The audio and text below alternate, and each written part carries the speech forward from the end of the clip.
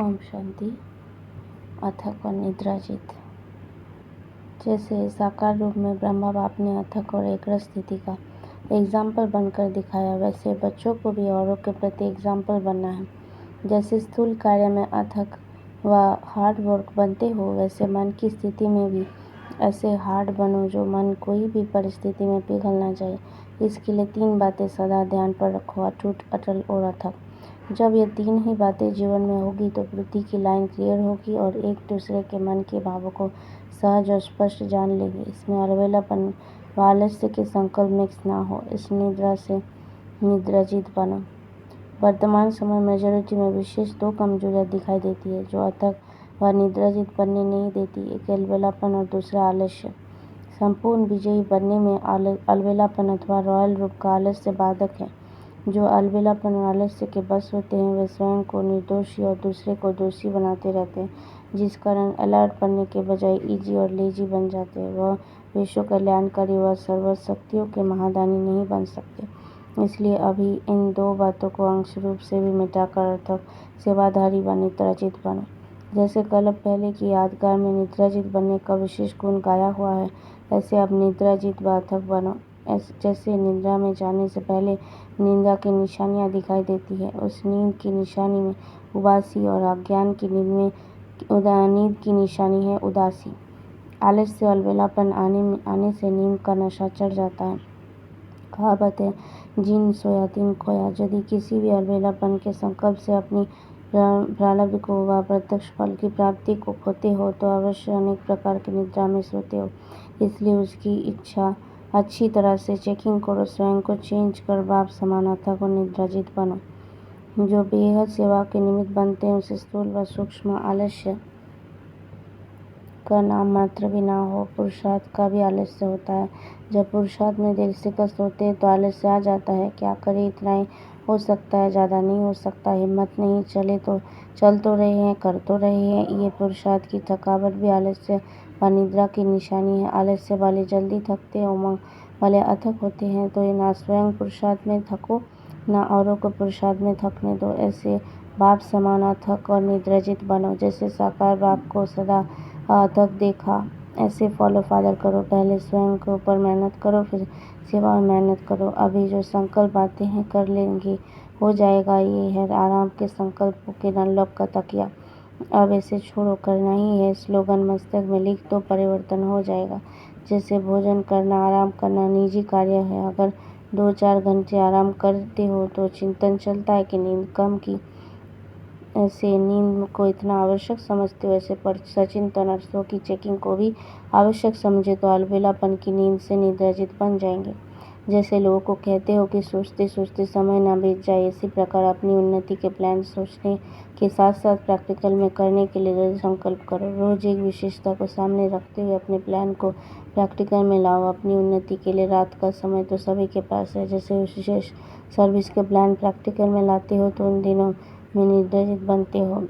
ऐसे अपनी उन्नति के प्रति निद्रा का त्याग करो। कोई भी लक्ष्य प्रैक्टिकल लाने में यदि कोई परिस्थिति सामने आए तो संकल्प की दृढ़ता में अंतर नहीं आना चाहिए। जितनी दृढ़ता होगी तो दृढ़ता अलबेलापन समाप्त कर संपूर्णता के समीप आएगी। आलस्य भी विशेष विकार है। वर्तमान समय माया का भार थकावट व आलस्य के रूप में होता है। आलस्य के समाप्त करने के लिए सदा उल्लास में रहो। कमाई करने का जब किसको उल्लास होता है तो फिर आलस्य खत्म हो जाता है। जब कोई भी कार्य प्रति अपना उल्लास नहीं होता तो फिर आलस्य या निद्रा आती है। इसलिए कभी भी उल्लास को कम नहीं करना है। आलस्य भी कई प्रकार का होता है। अपने पुरुषार्थ में आगे बढ़ने में आलस्य बहुत विघ्न रूप बन जाता है। ये जो कहने में आता है कि अच्छा सोचेंगे, यह कार्य करेंगे, कर ही लेंगे, ये आलस्य का थकावट को निशानी है। अब इस आलस्य को समाप्त कर अथक व निद्राजित बनो। यदि पुरुषार्थ में कोई विघ्न नहीं है, लेकिन लगन भी श्रेष्ठ नहीं है तो उसको भी आलस्य कहेंगे। कोई ऐसा अनुभव करते हैं विघ्न भी नहीं है, ठीक भी चल रहे हैं, लेकिन लगन अर्थात उल्लास या विशेष कोई उमंग में नहीं है, तो यह निशानी भी आलस्य की है। इस आलस्य को कभी भी आने नहीं देना। आलस्य धीरे धीरे पहले साधारण पुरुषार्थी बनाएगा व समीपता से दूर करेगा, फिर दूर करते करते धोखा भी दे देगा, कमजोर व निर्बल बना देगा, फिर कमियों की प्रवेशता शुरू हो जाएगी। इसलिए अथक व निद्राजित बन निर्बलता को समाप्त करो। थकावट व आलस्य के बस जो सुस्ती अथवा उदासी आती है वह साकार संबंध से, बुद्धि के संबंध से व सहयोग लेने के संबंध से दूर कर देती है। ज्ञानी तो आत्मा बच्चों ने माया ऐसी छठे विकार सुस्ती के रूप में प्रवेश करती है। सुस्ती का रॉयल रूप है करूँगा, सोचूंगा, देखूंगा। इस रॉयल रूप में ही माया पीछे हटाती है। अब माया के सूक्ष्म स्वरूप चेक करो, सूक्ष्म रूप के चेकर बनो। कोई सोचते हैं कि फिक्स सीट की कम है, हम तो इतना आगे जा नहीं सकते, इतना ही ठीक है।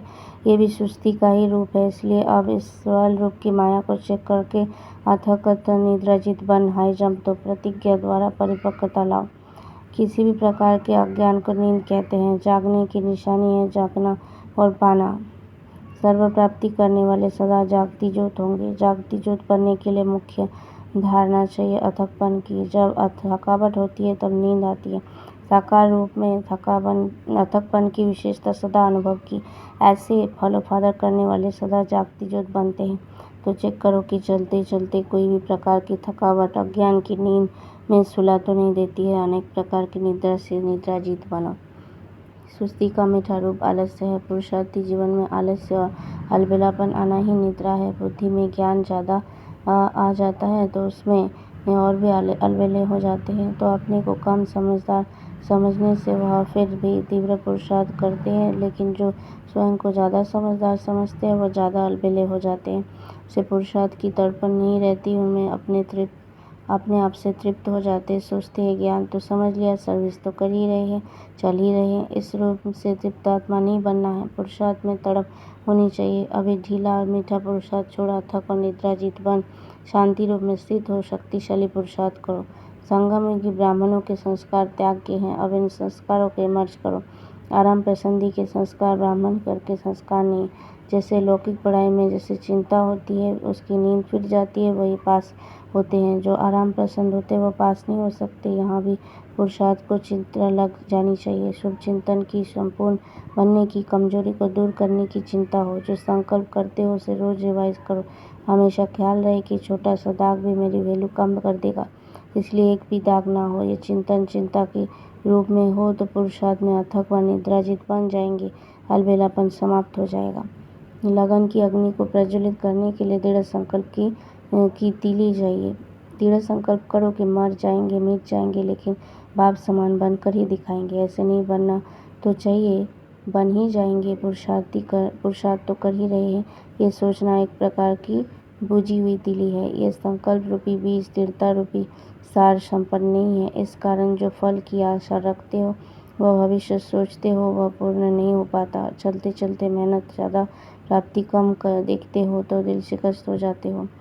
फिर थकावट का अनुभव होता है। थकावट आने से किसी न किसी स्वभाव संस्कार के दास बन उदास हो जाते हो। इसलिए अब दृढ़ संकल्प से अथक और निद्राजित बन पास विद ऑनर बनो।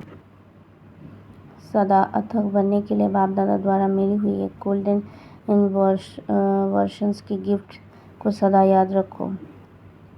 यह गिफ्ट है कि हर दिन स्व उत्साह में रहना और स्वयं को उत्साह दिलाना। संकल्प करो ना कभी उत्साह कम करेंगे, ना उत्साह कम होने देंगे।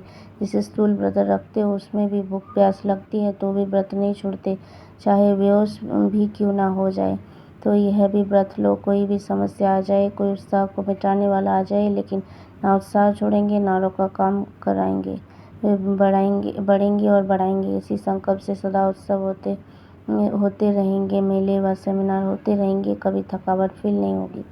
जब भी कोई बात में थकावट का अनुभव हो तो कर्म और कर्मेंद्रियों से डिटैच हो जाओ। अशरीरी बनना अर्थात सो जाना याद की बाप दादा की गोद है। तो जब भी थक जाओ तो अशरीरी बन, अशरीरी बाप की याद में खो जाओ अर्थात सो जाओ। सदा रूहानी गीत गाते खुशी में नाचते रहो तो अथक बन जाएंगे। विशेष अमृत वेले के वरदानी समय में सुस्ती व निद्रा का बार नहीं होना चाहिए। इसके लिए याद में बैठने की भिन्न भिन्न विधि अपनाओ। रोज वैरायटी अनुभव करो। कभी ब्रह्म धाम में चले जाओ, कभी स्वर्ग में चले जाओ, कभी मधुबन में तो कभी किसी सेवा स्थान का चक्र लगाओ।